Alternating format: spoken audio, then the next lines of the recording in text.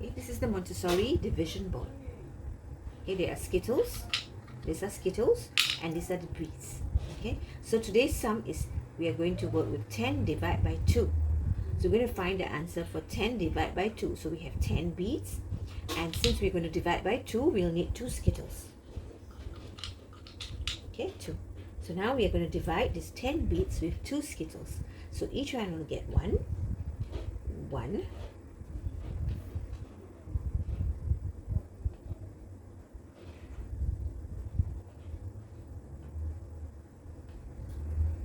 okay, so 10 divided by 2, answer is 5. So each one gets 5. So you write the answer 5. So same thing, we're going to work with 12 divided by 2. So again, we have 12 beads. Okay, so 12 beads, we take out 12 beads, and we're going to divide by 2. You're going to do the same way.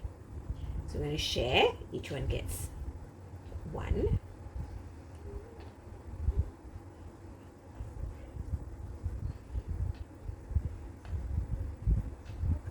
Okay, so the answer is 6.